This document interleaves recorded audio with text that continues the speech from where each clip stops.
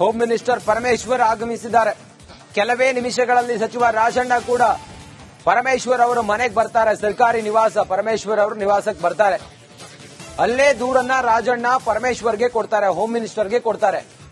ಇಲ್ಲಿವರೆಗೂ ಕೂಡ ಮೀನಾಮೇಷ ಎಣಿಸ್ತಾ ಇದ್ದ ರಾಜಣ್ಣ ಇವತ್ತು ಧೈರ್ಯ ಮಾಡಿ ನಾನು ಕಂಪ್ಲೇಂಟ್ ಕೊಡ್ತೀನಿ ಹೋಮ್ ಮಿನಿಸ್ಟರ್ಗೆ ಅಂತೇಳಿ ನೆಲಮಂಗಲಕ್ಕೆ ಹೋದ್ರು. ಅಲ್ಲಿ ದೂರು ಸ್ವೀಕಾರ ಮಾಡಲಿಲ್ಲ.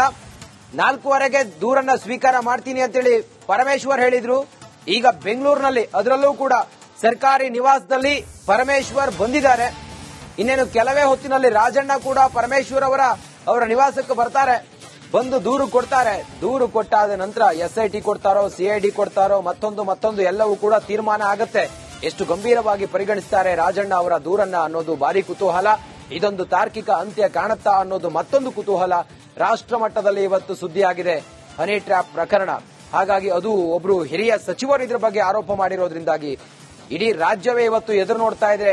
ಹೋಮ್ ಮಿನಿಸ್ಟರ್ ನಡೆ ಏನಾಗಿರುತ್ತೆ ಅನ್ನೋದನ್ನ ತಾವು ಮನೆಗೆ ಬರ್ತಾ ಇರುವಂತಹ ದೃಶ್ಯ, ಸರ್ಕಾರಿ ನಿವಾಸಕ್ಕೆ ಪರಮೇಶ್ವರ್ ಅವರು ಬರ್ತಾ ಇರುವಂತಹ ಎಕ್ಸ್ಕ್ಲೂಸಿವ್ ದೃಶ್ಯವನ್ನ ಗಮನಿಸ್ತಾ ಇದ್ದೀರಾ. ರಾಜಣ್ಣ ಕೂಡ ಕೆಲವೇ ಹೊತ್ತಿನಲ್ಲಿ ಅವರು ಮನೆಗೆ ಬರ್ತಾರೆ. ಆಲ್ರೆಡಿ ಎಲ್ಲ ಹೇಳಿದ್ದಾರೆ ರಾಜಣ್ಣ ಹೋಮ್ ಮಿನಿಸ್ಟರ್ಗೆ. ಮೌಖಿಕವಾಗಿ ದೂರು ಕೊಟ್ಟಿದ್ದಾರೆ, ಲಿಖಿತವಾಗಿ ದೂರು 3 ಪುಟ ಇದೆಯಂತೆ. ಆ 3 ಪುಟದ ದೂರಿನಲ್ಲಿ ಎಲ್ಲವನ್ನೂ ಕೂಡ ರಾಜಣ್ಣ ಹೇಳಿದಾರಂತೆ. ಏನಾಯ್ತು, ಯಾವಾಗಾಯ್ತು, ಯಾರು ಬಂದಿದ್ರು, ಏನ್ ಮಾಡಿದ್ರು, ಏನ್ ಹೇಳಿದ್ರು, ಅವ್ರ ಉದ್ದೇಶ ಏನಾಗಿತ್ತು, ಟ್ರ್ಯಾಪ್ ಮಾಡೋದೆಲ್ಲ ಏನು ಹುನ್ನಾರಾಗಿತ್ತು ಅವರದ್ದು, ಇದೆಲ್ಲವನ್ನು ಕೂಡ ಮೌಖಿಕವಾಗಿ ಹೇಳಿದ್ದಾರೆ. ಇನ್ನೇನು ಲಿಖಿತವಾಗಿ ಒಂದು ದೂರು ಕೊಟ್ಟು ಆನಂತರ ಹೋಮ್ ಮಿನಿಸ್ಟರ್ ಏನ್ ಹೇಳ್ತಾರೆ ಹಂಗ ಮಾಡ್ತಾರೆ ರಾಜಣ್ಣ. ಸದ್ಯಕ್ಕಂತೂ ರಾಜಣ್ಣ ಬಳಿ ಯಾವುದೇ ಸಾಕ್ಷಿ ಇಲ್ಲ ಅಂತೇಳಿ ಹೇಳ್ತಾ ಇದ್ದಾರೆ. ರಾಜಣ್ಣ ಸಾಕ್ಷಿ ಕೊಟ್ರೆ ಆ ಮಹಾನಾಯಕನ ಬಂಡವಾಳ ಎಲ್ಲ ಬಯಲಾಗುತ್ತೆ. ಯಾರವರು ಮಹಾನಾಯಕ ಅನ್ನೋದೊಂದು ಕುತೂಹಲ ಇತ್ತಲ್ಲ, ಒಂದು ಪ್ರಶ್ನೆ ಇತ್ತಲ್ಲ. ಆ ಮಹಾನಾಯಕ ಯಾರು? ಸದಾಶಿವನಗರದ ಆ ಮನೆ ಫ್ಯಾಕ್ಟರಿ, CD ಫ್ಯಾಕ್ಟರಿ, ಅದೆಲ್ಲವೂ ಕೂಡ ಬಯಲಾಗುತ್ತೆ ಆರೋಪದಂತೆ. ಬಿಜೆಪಿ ಅವರು ಹೇಳೋದು CBI ಕೊಡಬೇಕು ಅಂತ ಹೇಳಿ. ಏನಾಗುತ್ತೆ ಅನ್ನೋದನ್ನ ಕಾದು ನೋಡಬೇಕು. ಇನ್ನಷ್ಟು ಮಾಹಿತಿಯೊಂದಿಗೆ ನಮ್ಮ ಪ್ರತಿನಿಧಿ ಅಭಿಷೇಕ್ ಈಗ ನೇರ ಸಂಪರ್ಕದಲ್ಲಿದ್ದಾರೆ. ಅಭಿಷೇಕ್, ಪರಮೇಶ್ವರ್ ಬಂದಿದ್ದಾರೆ, ದೂರು ಇವತ್ತು ಸ್ವೀಕಾರ ಮಾಡ್ತಾರಾ? ರಾಜಣ್ಣ ಎಷ್ಟೊತ್ತಿಗೆ ಬರ್ತಾರಂತೆ? ಏನ್ ನಡೀತಾ ಇದೆ ಅಲ್ಲಿ ಅಭಿಷೇಕ್?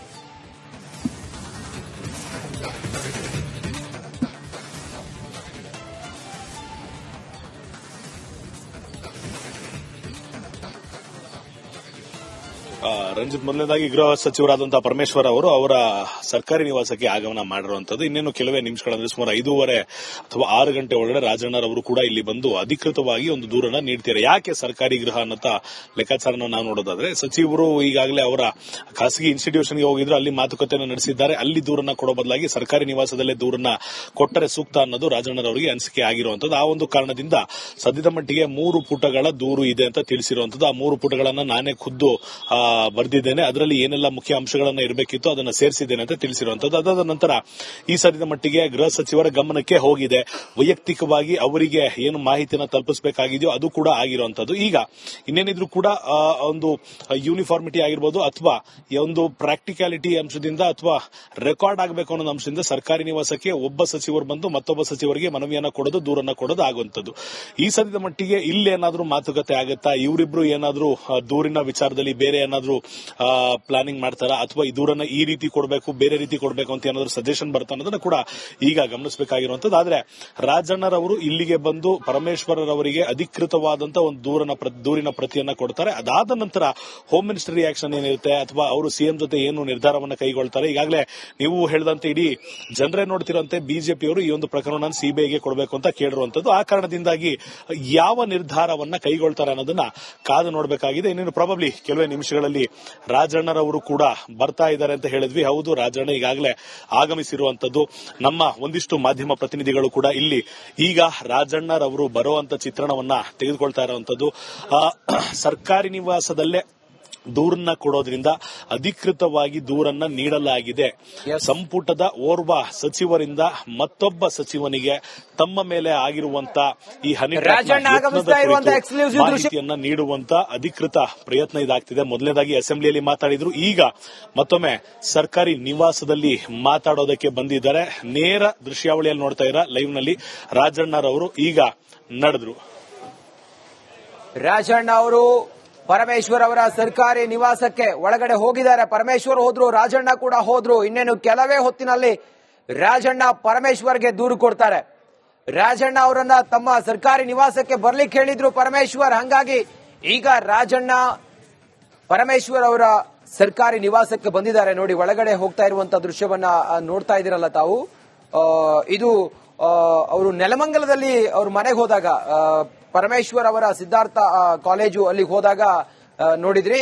ಈ ಕೆಲವೇ ಹೊತ್ತಿನಲ್ಲಿ, ಅವರು ಕೆಲವೇ ಕ್ಷಣಗಳಲ್ಲಿ ಈಗ ಪರಮೇಶ್ವರ್ ಅವರ ನಿವಾಸದ ಒಳಗೆ ಹೋಗಿದ್ದಾರೆ. ಹೋಗಿ ಅಲ್ಲಿ ಪರಮೇಶ್ವರ್ ಅವ್ರ ಜೊತೆಗೆ ಮಾತಾಡ್ತಾರೆ. ಮೌಖಿಕವಾಗಿ ದೂರನ್ನ ಕೊಟ್ಟಿದ್ದಾರೆ. ಲಿಖಿತವಾಗಿ 3 ಪುಟಗಳ ದೂರನ್ನ ಅವರೇ ತಮ್ಮ ಕೈಯಾರೆ ಏನೇನಾಯ್ತು ಅನ್ನೋದನ್ನ ಬರೆದಿದ್ದಾರೆ. ಆ ಮೂಲಕ ಅದನ್ನ ಪರಮೇಶ್ವರ್ಗೆ ಕೊಟ್ಟು ಇದು ತನಿಖೆ ಆಗಬೇಕು ಅನ್ನೋದ್ರ ಕುರಿತಾಗಿ ಹೇಳ್ತಾರೆ. ತಮ್ಮ ಬಳಿ ಏನೇನ್ ಸಾಕ್ಷಿ ಇದೆ ಅದೆಲ್ಲವನ್ನು ಕೂಡ ನೀಡ್ತಾರೆ. ಅದರ ಹೊರತಾಗಿ ಮುಂದೇನಾಗತ್ತೆ ಅನ್ನೋದು ಕಾದು ನೋಡಬೇಕಾಗಿದೆ. ಸದ್ಯಕ್ಕೆ ರಾಜಣ್ಣ ಈಗ ಪರಮೇಶ್ವರ್ ಅವರ ನಿವಾಸಕ್ಕೆ ಹೋಗಿದ್ದಾರೆ. ಪರಮೇಶ್ವರ್ ಅವರ ಮನೆಯಲ್ಲಿ, ಸರ್ಕಾರಿ ಗೃಹ ಕಚೇರಿ ಅಲ್ಲಿ ಹೋಗಿ ಮಾತುಕತೆಯನ್ನು ಮಾಡ್ತಾರೆ. ಮಾತುಕತೆ ಅಂತ ಹೇಳಿದ್ರೆ ಇದು ದೂರು ಇಲ್ಲೇ ಮುಖ್ಯವಾಗಿ ಕೊಡ್ಬೇಕಾ ಅಥವಾ ಬೇರೆ ಏನಾದ್ರೂ ಸ್ಟೇಷನ್ಗೆ ಹೋಗಿ ಏನಾದ್ರೂ ದೂರು ಕೊಡ್ಬೇಕಾಗತ್ತಾ, ಇದು ಮುಂದೆ ತನಿಖೆ ಹೆಂಗಿರುತ್ತೆ, ಇದೆಲ್ಲದ್ರ ಕುರಿತಾಗಿ ಒಂದು ತೀರ್ಮಾನ ಆಗುತ್ತೆ ಇವತ್ತು. ಸದ್ಯಕ್ಕೆ ಮೀನಾಮೇಷ ಎಣಿಸ್ತಾ ಇದ್ದಂತ ರಾಜಣ್ಣ ಕೊನೆಗೂ ಕೂಡ ಗಟ್ಟಿ ಮನಸ್ಸು ಮಾಡಿ ದೂರು ಕೊಡೋ ತೀರ್ಮಾನ ಮಾಡಿ ಇವತ್ತು ಪರಮೇಶ್ವರ್ ಅವರನ್ನ ಮೊದಲ ಬಾರಿ ಭೇಟಿಯಾಗಿ ಪರಮೇಶ್ವರ್ ಟೈಮ್ ಕೊಟ್ಟರು. 5 ಗಂಟೆ ಸುಮಾರು 10 ನಿಮಿಷದ ಟೈಮಿಗೆ ಬನ್ನಿ ಅಂತೇಳಿ ಏನೋ ಬಹುಶಃ ಈಗ ಬಂದಿದ್ದಾರೆ. ಬಂದು ರಾಜಣ್ಣ ಅವರು ಪರಮೇಶ್ವರ್ ಅವರ ಮನೆಯೊಳಗೆ ಹೋಗಿದ್ದಾರೆ. ಕೆಲವೇ ಹೊತ್ತಿನಲ್ಲಿ ದೂರು ಕೊಟ್ಟು ಹೊರಗಡೆ ಬರ್ತಾರೆ. ದೂರು ಸ್ವೀಕರಿಸ್ತಾರಾ ಅನ್ನೋದು ಭಾರಿ ಕುತೂಹಲ ಇದೆ. ಮೊದಲ ಬಾರಿ ಪರಮೇಶ್ವರ್ ಅವರು ದೂರನ್ನ ಸ್ವೀಕಾರ ಮಾಡಿರಲಿಲ್ಲ.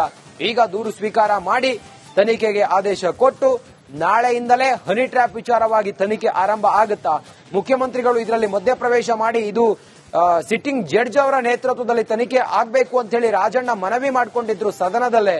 ಹಾಗಾಗಿ ಇದೇನಾದ್ರೂ ಸಿಟ್ಟಿಂಗ್ ಜಡ್ಜ್ ಅವರ ನೇತೃತ್ವದಲ್ಲಿ ತನಿಖೆ ಆಗತ್ತಾ ಅಥವಾ ಬಿಜೆಪಿ ಅವರು ಹೇಳೋ ಹಂಗೆ ಏನಾದ್ರೂ ಸಿಬಿಐಗೆ ತನಿಖೆಗೆ ಕೊಡಬೇಕು, ಕ್ಯಾಬಿನೆಟ್ ತೀರ್ಮಾನ ಮಾಡಿ ಸಿಬಿಐ ಕೊಡಬೇಕಿದ್ರು ತನಿಖೆ ಅನ್ನೋದ್ರ ಬಗ್ಗೆ ಎಲ್ಲ ಬಿಜೆಪಿ ಅವರು ಆಗ್ರಹ ಮಾಡ್ತಾ ಇದ್ರಲ್ಲ, ಬಹುಶಃ ಅದೇನಾದ್ರೂ ಪಾಸಿಬಲ್ ಇದೆಯಾ? ಇದೆಲ್ಲವೂ ಕೂಡ ಕಾದು ನೋಡಬೇಕಾಗಿದೆ. ಒಂದಂತೂ ಬಹಳ ಸ್ಪಷ್ಟವಾಗಿದೆ, ರಾಜ್ಯ ರಾಜಕಾರಣದಲ್ಲಿ ಒಂದು ಸಂಚಲನಕ್ಕೆ ಕಾರಣ ಆಗಿದ್ದಂತ ವಿಚಾರ ಇದು.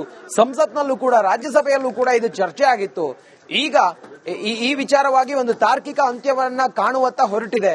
ಬಹುಶಃ ಇದು ಹೋಮ್ ಮಿನಿಸ್ಟರ್ ಮನಸ್ಸು ಮಾಡಿದ್ರೆ, ಕೂಲಂಕುಷವಾಗಿ ತನಿಖೆ ಆದ್ರೆ ಇದೊಂದು ಒಂದು ಹಂತಕ್ಕೆ ತನಿಖೆ ಪೂರ್ಣ ಆಗುವಂತ ಸಾಧ್ಯತೆಗಳಿದಾವೆ. ರಾಜಣ್ಣನವರು ಬಹಳ ಉತ್ಸುಕರಾಗಿದ್ರು ಆರಂಭದಲ್ಲಿ, ಆದ್ರೆ ಈಗ ತಮ್ಮ ಬಳಿ ಸಾಕ್ಷಿ ಇಲ್ಲ ಅಂತ ಹೇಳ್ತಾ ಇದ್ದಾರೆ. ಕೆಲವು ಟೆಕ್ನಿಕಲ್ ಎವಿಡೆನ್ಸ್ಗಳು, ಅದು ಸಿಸಿಟಿವಿ ಫುಟೇಜ್ ಅನ್ನ ನಂಬ್ಕೊಂಡು ನಾನು ಸಾಕ್ಷಿ ಇದೆ ಅಂತ ಹೇಳಿದೆ, ಆದ್ರೆ ಸಿಸಿಟಿವಿ ಫುಟೇಜೇ ಇರಲಿಲ್ಲ ನಮ್ಮ ಸರ್ಕಾರಿ ಗೃಹಕ್ಕೆ ಅಂತೇಳಿ ಹೇಳಿದ್ರು. ಅದರ ಹೊರತಾಗಿ ಬೇರೆನಾದ್ರೂ ಸಾಕ್ಷಿಗಳಿದ್ರೆ, ಮೊಬೈಲ್ ಎವಿಡೆನ್ಸ್ ಗಳಿದ್ರೆ, ಮೆಸೇಜ್ ಗಳಿದ್ರೆ ಅದೆಲ್ಲವನ್ನು ಕೂಡ ನೀಡಬೇಕಾಗತ್ತೆ. ಹೋಮ್ ಮಿನಿಸ್ಟರ್ ಪರಮೇಶ್ವರ್ ಆಗಮಿಸಿದ್ದಾರೆ. ಕೆಲವೇ ನಿಮಿಷಗಳಲ್ಲಿ ಸಚಿವ ರಾಜಣ್ಣ ಕೂಡ ಪರಮೇಶ್ವರ್ ಅವರು ಮನೆಗೆ ಬರ್ತಾರೆ. ಸರ್ಕಾರಿ ನಿವಾಸ, ಪರಮೇಶ್ವರ್ ಅವರು ನಿವಾಸಕ್ಕೆ ಬರ್ತಾರೆ. ಅಲ್ಲೇ ದೂರನ್ನ ರಾಜಣ್ಣ ಪರಮೇಶ್ವರ್ಗೆ ಕೊಡ್ತಾರೆ, ಹೋಮ್ ಮಿನಿಸ್ಟರ್ಗೆ ಕೊಡ್ತಾರೆ. ಇಲ್ಲಿವರೆಗೂ ಕೂಡ ಮೀನಾಮೇಷ ಎಣಿಸ್ತಾ ಇದ್ದ ರಾಜಣ್ಣ ಇವತ್ತು ಧೈರ್ಯ ಮಾಡಿ ನಾನು ಕಂಪ್ಲೇಂಟ್ ಕೊಡ್ತೀನಿ ಹೋಮ್ ಮಿನಿಸ್ಟರ್ಗೆ ಅಂತೇಳಿ ನೆಲಮಂಗಲಕ್ಕೆ ಹೋದ್ರು. ಅಲ್ಲಿ ದೂರು ಸ್ವೀಕಾರ ಮಾಡಲಿಲ್ಲ. 4